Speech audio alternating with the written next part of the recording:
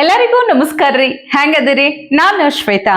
ಜಗತ್ನ್ಯಾಗ ನಡೆದಿರೋ ಸುದ್ದಿನ ನಮ್ಮ ಉತ್ತರ ಕರ್ನಾಟಕ ಭಾಷೆದಾಗ ಹೇಳಲಿಕ್ ಬಂದೀನಿ.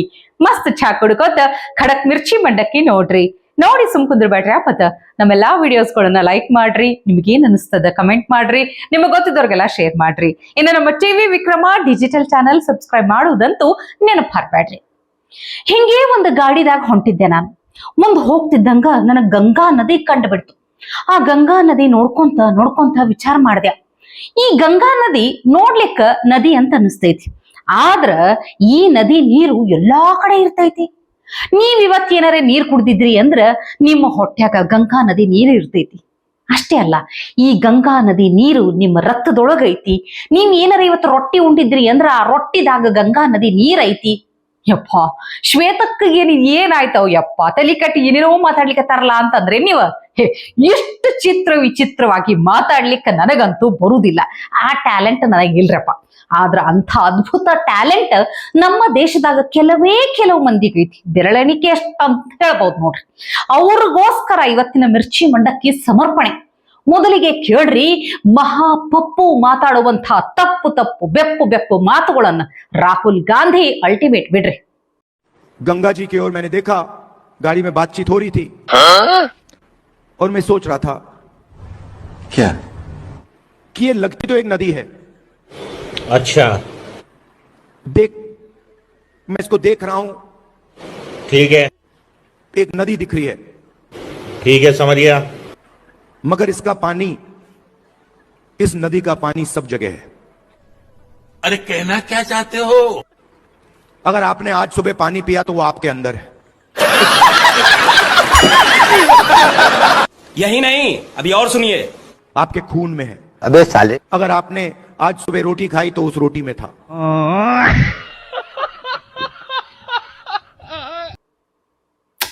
ಭಾರಿ ಅದ ಬಿಡ್ರಿ. ಇನ್ನು ಈ ಸೂಪರ್ ಹಿಟ್ ಸಿನಿಮಾಗಳು ರಿಲೀಸ್ ಆಗ್ತಾವ್ ನೋಡ್ರಿ. ಮತ್ತ ಹೊಳ್ಳೆ ರೀ ರಿಲೀಸ್. ಈ 100 ದಿನ 250 ದಿನ ಓಡದಂತಹ ಸಿನಿಮಾಗಳನ್ನ ಮತ್ತ ಥಿಯೇಟರ್ನಾಗ ನೋಡೋ ಮಜಾನೇ ಬೇರೆ. ಮತ್ತ ಸಿನಿಮಾ ರಿಲೀಸ್ ಆದ್ರೂ ಮಂದಿ ಬಂದು ನೋಡ್ತಾರ. ಅದೇ ತರ ಇಲ್ಲೊಂದು ವಿಡಿಯೋ ಅದರಪ್ಪ. ಈ ವಿಡಿಯೋ ಎಷ್ಟು ಸಲ ರಿಲೀಸ್ ಮಾಡಿದ್ರು ನೋಡುವಂಥದ್ದು.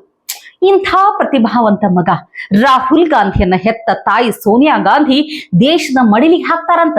ಮತ್ತೆ ಇಲ್ಲಿ ತನಕ ಅದೆಷ್ಟು ಸಲ ಲಾಂಚ್ ಮಾಡ್ಯಾರಂತ ನನಗ್ ಕೇಳಲಿಕ್ಕೆ ಹೋಗ್ಬೇಡ್ರಿ. ನಾ ಅದರ ಲೆಕ್ಕ ಇಟ್ಟಿಲ್ಲ.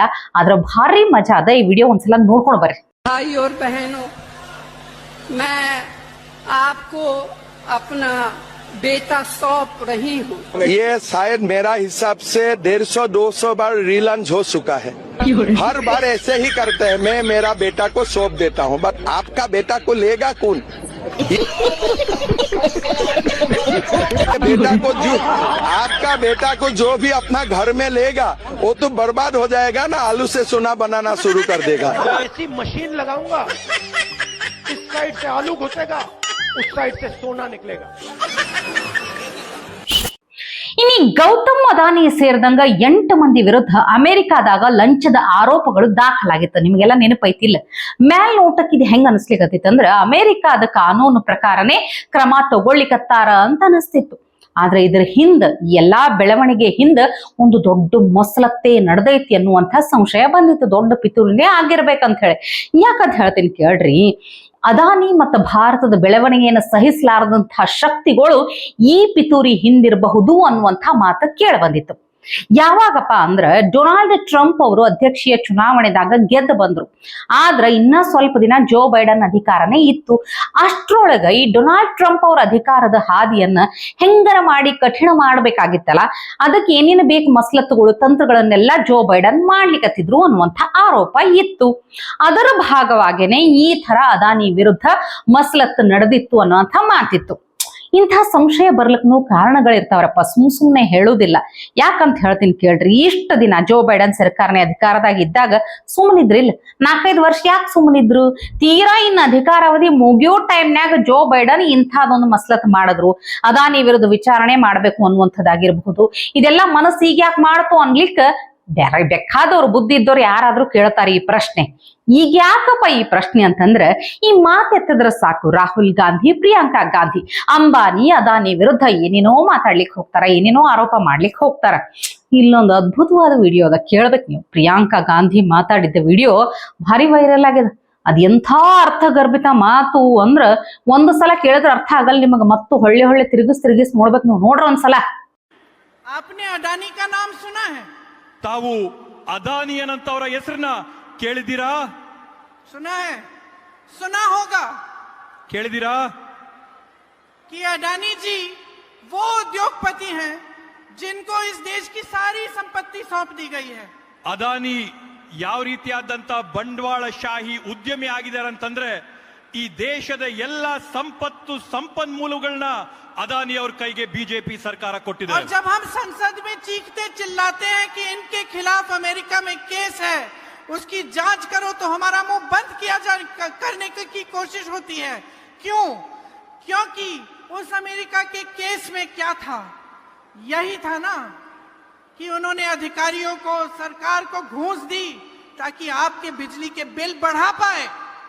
तो आपके लिए बिजली का दाम बढ़ता चला जा रहा है और उनका संरक्षण हो रहा है. ಇವತ್ತು ನಾವು ಸಂಸತ್ತಿನಲ್ಲಿ ಅದಾನಿ ಅವರ ವಿರುದ್ಧವಾಗಿ ಹೋರಾಟ ಮಾಡಿದಾಗ, ವಿದೇಶಗಳಲ್ಲಿ ಅಮೆರಿಕ ದೇಶದಲ್ಲಿ ಅದಾನಿ ಅವರ ವಿರುದ್ಧವಾಗಿ ಕ್ರಮ ಆಗಿದೆ, ಕೇಸ್ ಆಗಿದೆ ಅಂತ ಹೇಳಿದಾಗ, ನಾವು ಸದನದಲ್ಲಿ ಸಂಸತ್ತಲ್ಲಿ ಮಾತಾಡಕ್ಕೆ ಪ್ರಯತ್ನ ಮಾಡಿದಾಗ ನಮ್ ಬಾಯಿಗೆ ಬೀಗ ಹಾಕಿ ಬಾಯಿ ಮುಚ್ಚಂತ ಕೆಲಸನ ಇವತ್ತು ಬಿಜೆಪಿ ಸರ್ಕಾರ ಮಾಡ್ತಾ ಇದೆ. ಅಲ್ಲಿ ನಾವು ಹೋರಾಟ ಮಾಡ್ತಾ ಇರ್ತಕ್ಕಂಥದ್ದಾದ್ರೂ ಏನು? ಇದೇ ಅದಾನಿ ಅವರು ತಮ್ಮ ಅಧಿಕಾರನ ಬಳಸ್ಕೊಂಡು, ರಾಜಕಾರಣಿಗಳನ್ನ ಬಳಸ್ಕೊಂಡು, ಅಧಿಕಾರಿಗಳನ್ನ ಬಳಸ್ಕೊಂಡು ವಿದ್ಯುತ್ತಿನ ಬೆಲೆ, ವಿದ್ಯುತ್ತಿನ ದರನ ಜಾಸ್ತಿ ಮಾಡಿ ರೈತರಿಗೆ ತೊಂದರೆ ಕೊಡ್ತಾ ಇದಾರಂತ ನಾವು ಹೋರಾಟ ಮಾಡಿದ್ರೆ ನಮ್ಮ ಬಾಯಿಗಳಿಗೆ ಬೀಗ ಹಾಕ್ಸಂತ ಕೆಲಸನ ಇವತ್ತು ಬಿಜೆಪಿ ಅವ್ರು ಮಾಡ್ತಾ ಇದಾರೆ.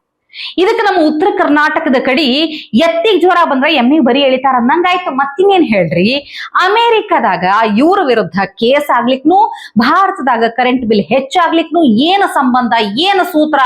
ಅಬ್ಬಬ್ಬಾ, ಇಂಥ ಅಸಂಬದ್ಧ ಮಾತುಗಳಾಡ್ಲಿಕ್ಕೆ ರಾಹುಲ್ ಗಾಂಧಿ, ಪ್ರಿಯಾಂಕಾ ಗಾಂಧಿ ಅವರಿಂದಲೇ ಸಾಧ್ಯ ಬಿಡ್ರಿಪ್ಪ. ಅದು ಒಂಥರ ಟ್ಯಾಲೆಂಟ್, ಎಲ್ಲರಿಗೂ ಬರುದಿಲ್ಲದು, ಎಲ್ಲರಿಗೂ ಬೇರೆ ಬೇರೆ ತರ ಪ್ರತಿಭೆ ಇರ್ತದ. ಇನ್ನು ಕಡಿಕ ನಮ್ಮ ಕರ್ನಾಟಕದ ರಾಜಧಾನಿ, ಇವತ್ತಿನ ಮಿರ್ಚಿ ಮಂಡಕ್ಕದ ಕಡಿಕ ಈ ನಮ್ಮ ಕರ್ನಾಟಕದ ರಾಜಧಾನಿ ಆಗಿರುವಂತಹ ಬೆಂಗಳೂರಾಗ ಕನ್ನಡ ಮಾತಾಡುವವರು ಎಷ್ಟು ಮಂದಿ ಅದಾರ ಅನ್ನೋದ್ರ ಬಗ್ಗೆ ಅವಾಗ ಬಹಳಷ್ಟು ಚರ್ಚೆ ಆಗ್ತಿರ್ತೈತಿ. ಉತ್ತರ ಭಾರತದವ್ರು ಬಂದು ಇಲ್ಲೇ ಉಳಿದು ಕನ್ನಡ ಕಲಿಯು ಗೋಜಿಗೆ ಹೋಗಿಲ್ಲ ಅಂತ ಬಹಳಷ್ಟು ಮಂದಿ ಬೈದಿದ್ದೂ ಐತಿ. ಆದ್ರ ಇಲ್ಲಿ ಬೇರೆ ದೇಶದ ಹೆಣ್ಣು ಮಗಳೊಬ್ಬಳು ಎಷ್ಟು ಚಂದ ಕನ್ನಡ ಮಾತಾಡ್ತಾರಂತ ಕೇಳ್ಬೇಕು ನೀವು. ಜರ್ಮನ್ದವ್ರಾದಂತಹ ಜೆನಿಫರ್ ಅವರ ಕನ್ನಡ ಕೇಳಿ ನನಗಂತೂ ಬಹಳ ಹಿಗ್ಗಾಯ್ತು. ನೀವು ಒಂದ್ಸಲ ಕೇಳ್ರಿ. ಹೇಳಿ ನಮಸ್ಕಾರ ಹೇಳಿ. ನಮಸ್ಕಾರ. ನೀವು ನಮ್ಮ ರಾಜ್ಯದ ಕನ್ನಡ ಭಾಷೆಯಲ್ಲಿ ಮಾತಾಡಿದ್ದಕ್ಕೆ ತುಂಬಾ ಥ್ಯಾಂಕ್ಸ್. ಧನ್ಯವಾದಗಳು. ನಾನು ನನಗೆ ಅನ್ಸುತ್ತೆ ನಾನು ಕನ್ನಡ ಚೆನ್ನಾಗಿಲ್ಲ. ಇಲ್ಲ, ಚೆನ್ನಾಗಿದೆ. ಸ್ವಲ್ಪ ಕಲಿಬೇಕು, ಜಾಸ್ತಿ ಇಲ್ಲ. ಚೆನ್ನಾಗಿದೆ. ಅದರಲ್ಲೂ ಬೇರೆ ಕಡೆಯಿಂದ ಇಲ್ಲಿ ಬಂದು ಕನ್ನಡ ಮಾತಾಡ್ತಿದೆ ಅಂದ್ರೆ ನಮಗೆ ಸಂತೋಷ. ಕರ್ನಾಟಕದವರಿಗೆ ಸಂತೋಷ ಪಡುವಂತ ವಿಷಯ ಇದು. ಅರ್ಥ ಆಗಲ್ಲ. ನನ್ನ ಶಿಕ್ಷಕಿ ಸ್ಕೂಲ್. ಇಲ್ಲ, ಬೇಡ ನೋಡ್ರಿ, ಕರ್ನಾಟಕದಾಗ ಇರ್ತೀನಿ ಅನ್ನೋ ಕಾರಣಕ್ಕ, ಕರ್ನಾಟಕಕ್ಕೆ ಬಂದೀನಿ ಅನ್ನೋ ಕಾರಣಕ್ಕ ಕನ್ನಡ ಕಲಿಬೇಕು ಅಂತ ಅನಿಸ್ತಲ್ಲ, ಆ ಗುಣಕ್ಕ ಮೆಚ್ಚಬೇಕು. ಅಷ್ಟೇ ಅಲ್ಲ, ಅವ್ರು ಮಾತಾಡಿದ ಕನ್ನಡ ಭಾಷೆ ಬದಲಾವಣೆ ಅಷ್ಟೇ ಅಲ್ಲ, ಅವ್ರು ಉಡುಗೆ ತೊಡುಗೆ ನೋಡಿದ್ರ ಎಷ್ಟು ಚಂದ ಸೀರೆ ಉಟ್ಕೊಂಡಿದ್ರು.